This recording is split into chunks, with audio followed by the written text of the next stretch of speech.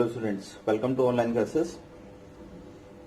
सो student, आज हम अपना नया चैप्टर शुरू करने जा रहे हैं, that is alternating current. So unit 4 का चैप्टर नंबर 2 है ये। और इस चैप्टर के अंदर अगर मैं आपको बताऊं तो जो इस साल कुछ पोर्शन हमारा कट हुआ है वो है पावर फैक्टर। और पावर फैक्टर क्योंकि एक बहुत छोटा ही टॉपिक था, तो कोई ज्यादा बड़ा टॉपिक इस पर्टिकुलर चैप्टर से डिडक्ट नहीं हुआ है। ठीक है, तो आप ये मान के चलिए कि ऑलमोस्ट 95% हमें सिलेबस करना ही करना है, और वो इस साल आपके एग्जाम में भी डेफिनेटली आएगा। चलिए तो शुरू करते हैं फटाफट से कि ऑल्टरनेटिंग करंट होता क्या है, इसके नेचर को समझेंगे कि इसका नेचर क्या होता है, किस तरीके से ऑल्टरनेटिंग करंट एक पोजीशन से दूसरी पोजीशन पर ट्रेवल करता है, what is maximum current, how you can calculate the maximum current, instantaneous current क्या होता है, average current क्या होता है, RMS current क्या होता है। ये सारी चीजें जो है वो हम ग्राफिकली भी समझेंगे और एनालिटिकली भी समझने की कोशिश करेंगे। ठीक है, so it's a very interesting chapter, क्योंकि हमारे घर में इलेक्ट्रिसिटी जो आ रहा है वो कौन सा इलेक्ट्रिसिटी आ रहा है, वो कौन सा करंट आ रहा है, वो RMS आ रहा है, वो एवरेज आ रहा है, या वो इंस्टेंटेनियस आ रहा है, वो कौन सा करंट आ रहा है, और उसमें से हमारा जो अप्लायंस है वो कौन सा करंट उसमें कंज्यूम करता है। तो ये सारी चीजें जो है हम इसी चैप्टर के अंदर स्टडी करने वाले हैं। ठीक है, चलिए शुरू करते हैं।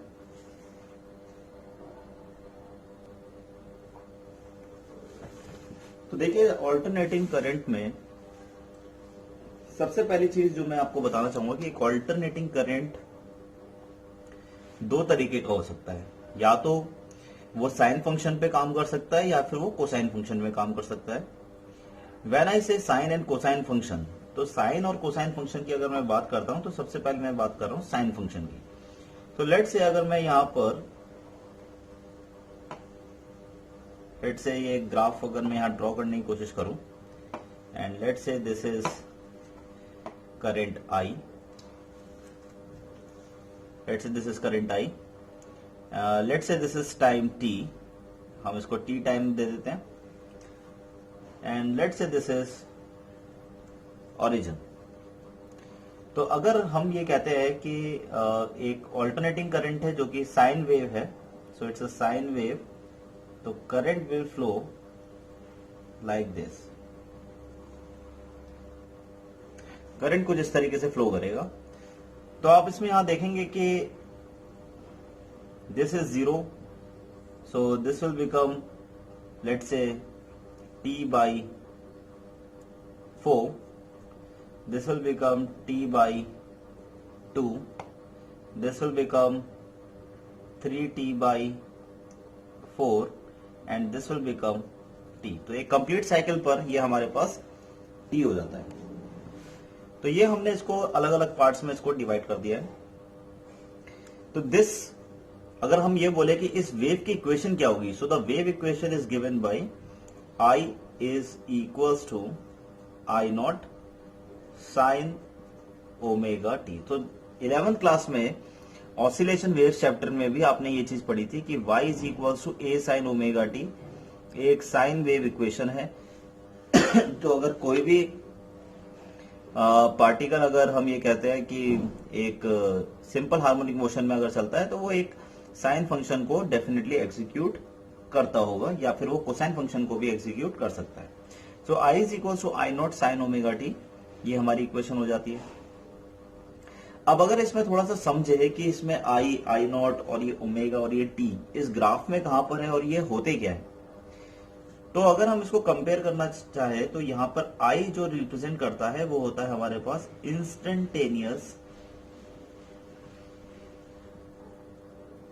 Instantaneous current. So this is known as instantaneous current.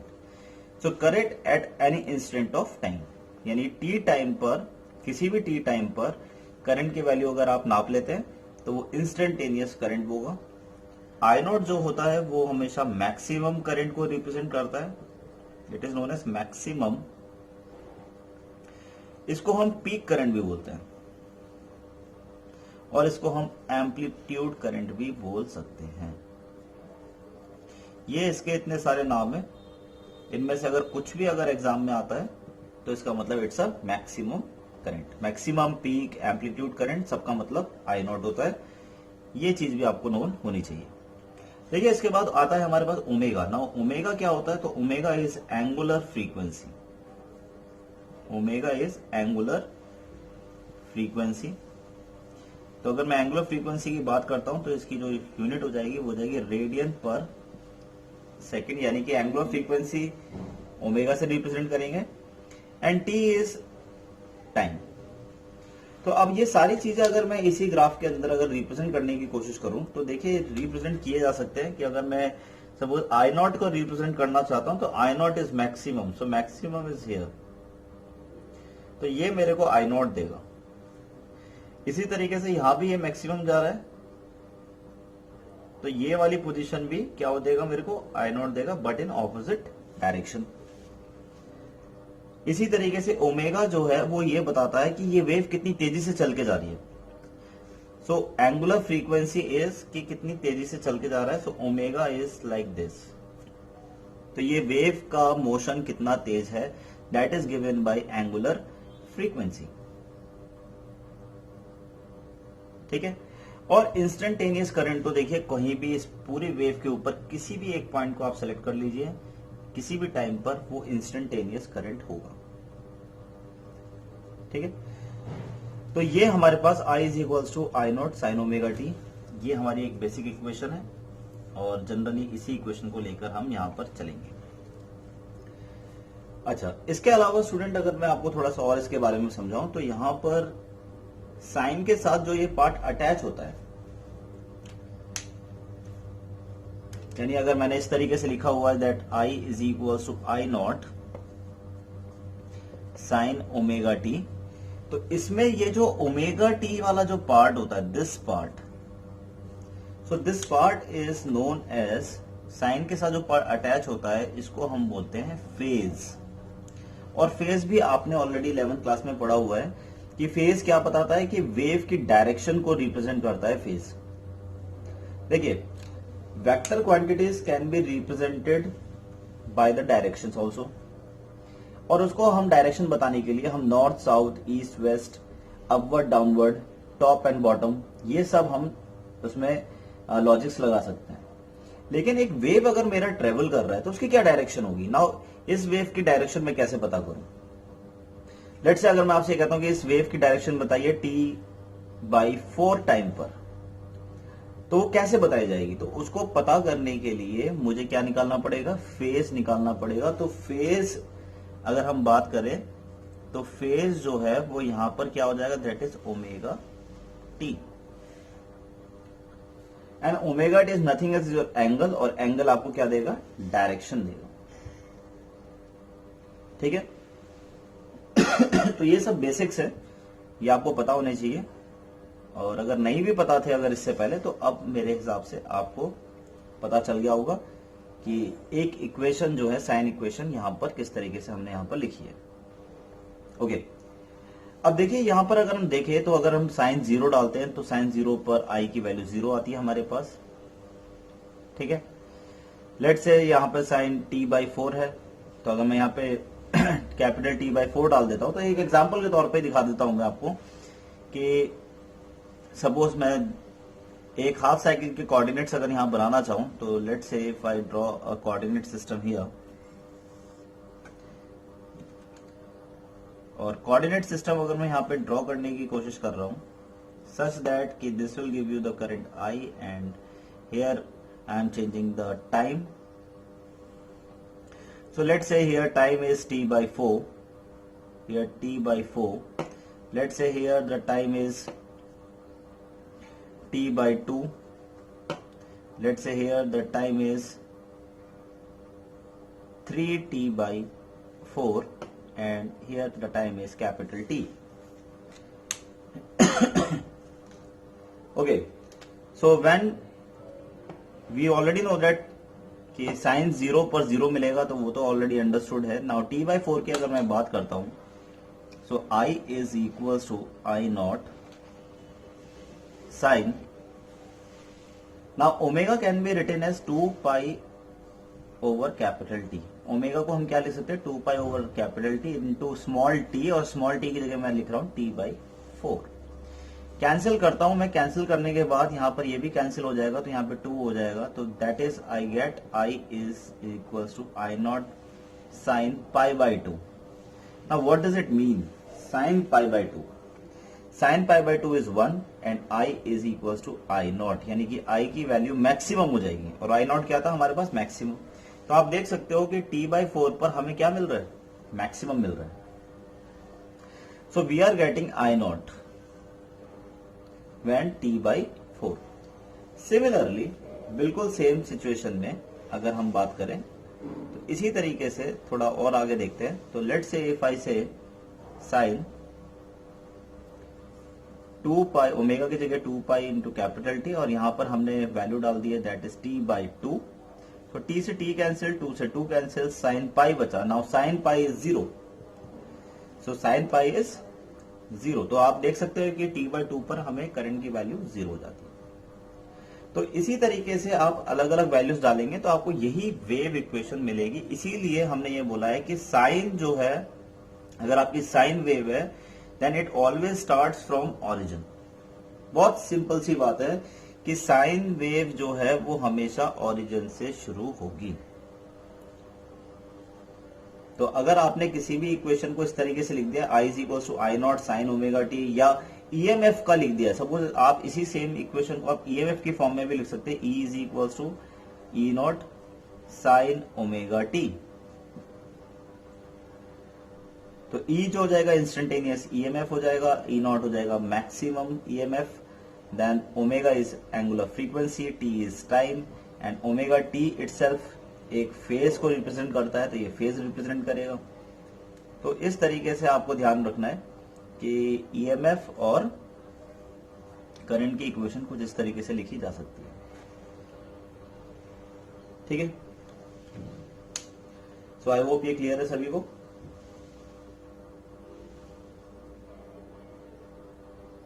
ठीक है, तो स्टूडेंट अब इसी में ही अगर आपसे सपोज यही सेम इक्वेशन जो है वो कोसाइन फॉर्म में भी बन सकती है। कोसाइन फॉर्म में जब मैं बात करता हूं तो ये तो मेरी साइन इक्वेशन थी। अगर कोसाइन वेव की अगर मैं बात करूं, सेम अगर कोसाइन वेव की अगर हम बात करते हैं तो कोसाइन वेव और साइन वेव में 90 डिग्री का शिफ्ट रहता है। तो let's say if I say I is equal to I0 cos omega t, तो cos ओमेगा टी का मतलब हो गया that cos omega t can be written as sine 90 minus omega t. तो इसका मतलब 90 डिग्री का शिफ्ट होकर चलेगा। तो इसीलिए इसको ओरिजिन से शुरू ना होकर ये 90 डिग्री शिफ्ट होकर समवेयर यहां से कुछ इस तरीके से ये चलना शुरू करेगा, like this. So this wave is representing cos omega T. So cos omega T की जो वेव होती है वो हमेशा, यानी कि अगर मैं इसको और बैक साइड में करूं तो ये शुरुआत समवेयर यहां से होगा, दिस पॉइंट।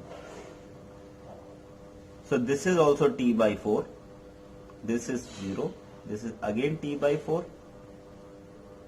ठीक है, फिर यहां पर मेरे पास t/2 आ जाएगा।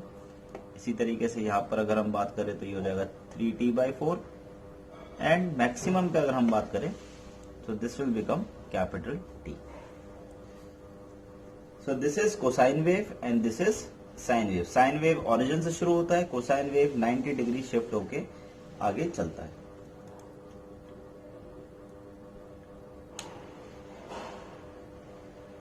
ठीक है, तो ये सब बेसिक्स है जो कि आपको पता होने चाहिए। चलिए आगे बढ़ते हैं।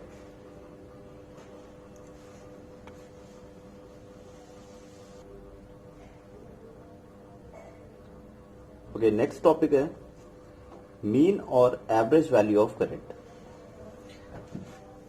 तो स्टूडेंट अभी थोड़ी देर पहले हमने दो करंट के बारे में स्टडी किया, that is instantaneous current and average that is maximum current. तो दो टाइप के करंट को हमने स्टडी कर लिया। Now next is your mean और एवरेज वैल्यू ऑफ करंट। तो देखिए इसका क्या मतलब है, तो इसको अगर हम थोड़ा सा रीड करते हैं पहले डेफिनेशन को।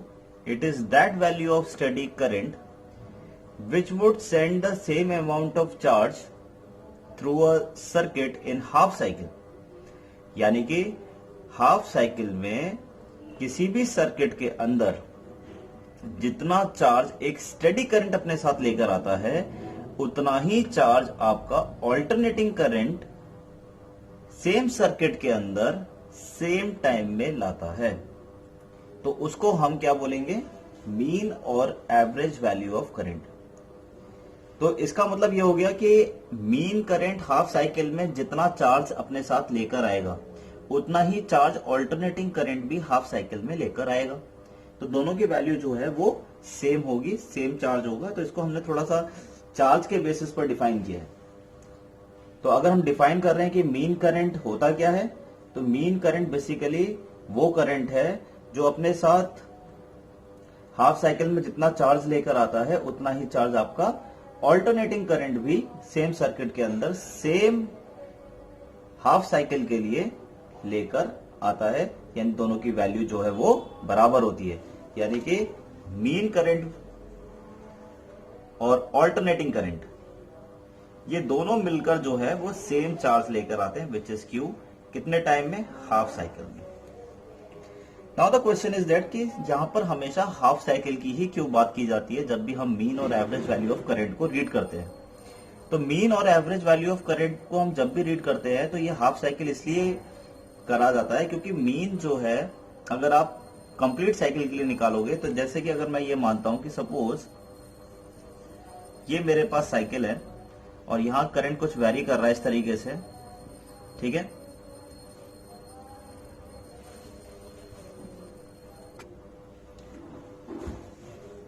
तो अगर हम जैसे कि यहां मान लेते हैं कि सपोज ये पॉजिटिव साइकिल है, नेगेटिव साइकिल है, तो अगर मैं एवरेज लिखूंगा तो average current can be written as +I -I divided by 2, so the answer will be 0।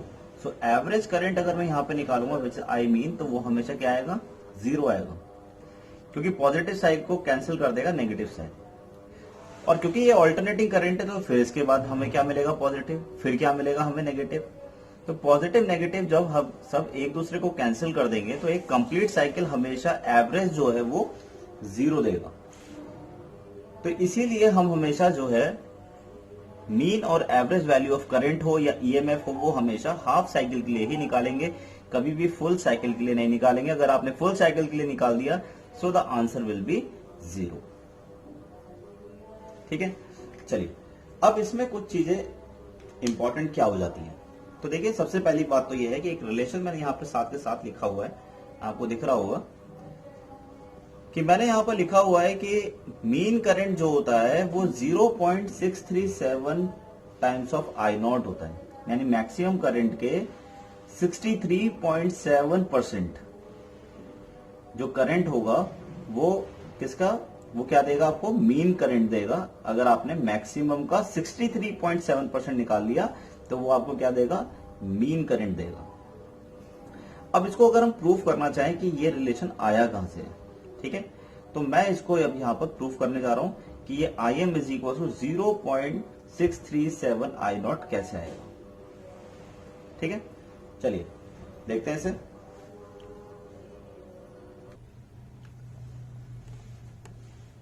So student यहां पर मैंने एक ऑल्टरनेटिंग साइकिल यहां पर ड्रॉ करा हुआ है, ठीक है। और अगर मैं यहां पर लिखना चाहूं कि this cycle is represented by, so the alternating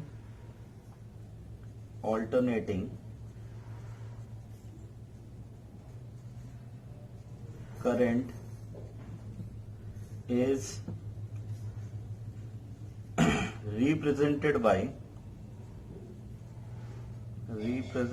by so I is equals to I naught sin omega t, कुछ इस तरीके से हम लिख सकते हैं, ठीक है।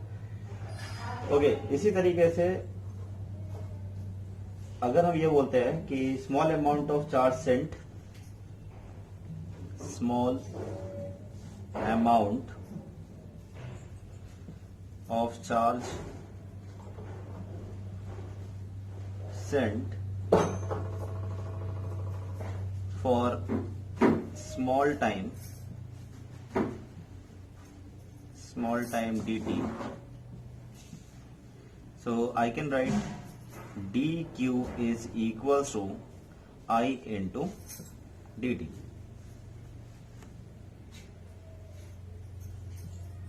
ठीक है.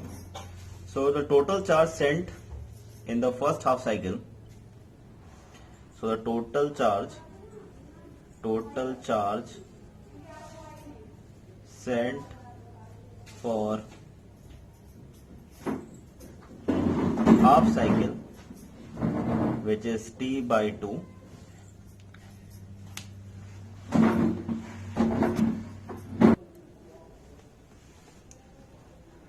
तो इसको इंटीग्रेट करेंगे. तो इंटीग्रेट करने के बाद ये हो जाएगा मेरे पास 0 से लेकर q तक, which is dq.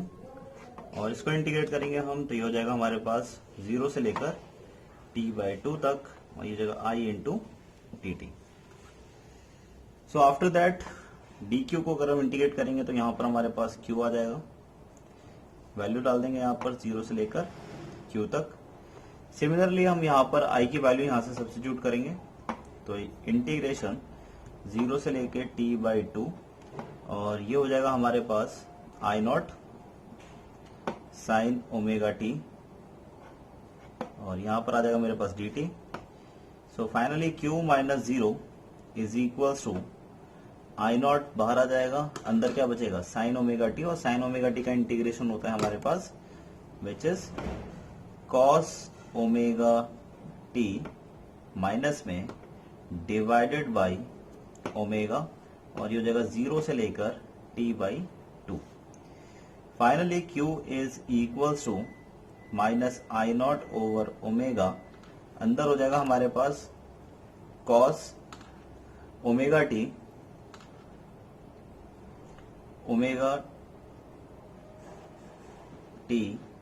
Which is 0 से लेकर t बाई 2 तक. सो वैल्यू पुट करना शुरू करते हैं. तो यहां पर मेरे पास आ जाएगा that is q is equals to minus I not omega.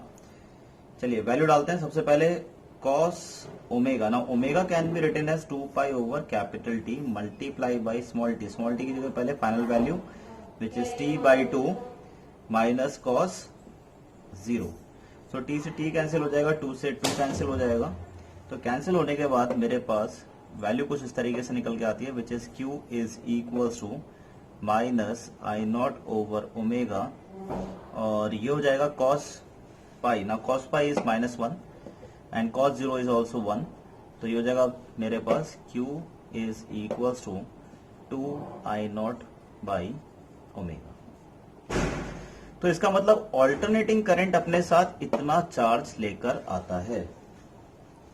कितने साइकिल के लिए? हाफ साइकिल में. सो हाफ साइकिल के अंदर अगर हम बात करें, सिर्फ हाफ साइकिल की अगर हम बात कर रहे हैं, तो हाफ साइकिल में इतना चार्ज ऑल्टरनेटिंग करंट लेकर आएगा. तो एज पर डेफिनेशन इतना ही चार्ज आपका मीन करंट को भी लेके आना पड़ेगा for the half cycle. So the charge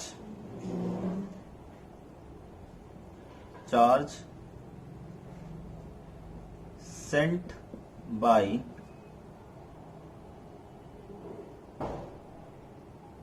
alternating, or you can say mean current, sent by mean current in half cycle. So Q is equals to I mean multiply by T by 2.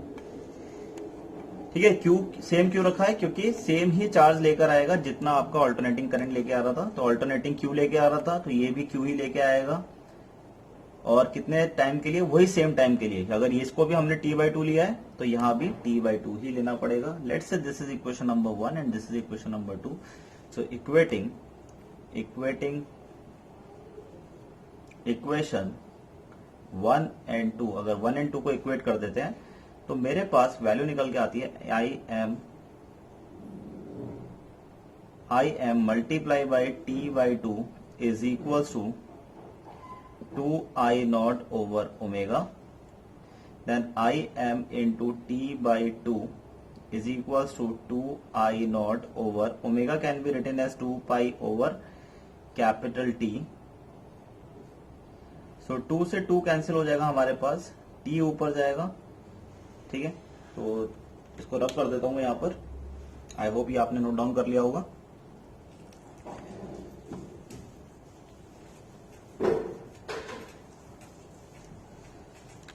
So finally I M into T by two is equals to, ये हो जाएगा मेरे पास I nought into T over pi. So T से T cancel हो जाएगा मेरे पास।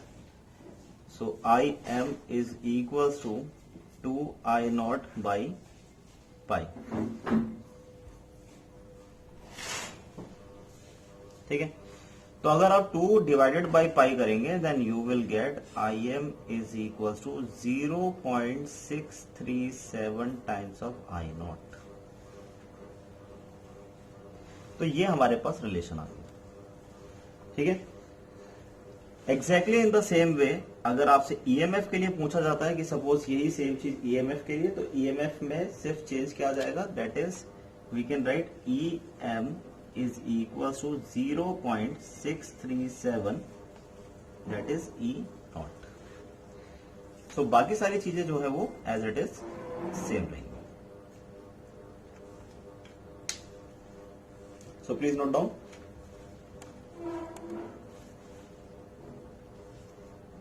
Thank you.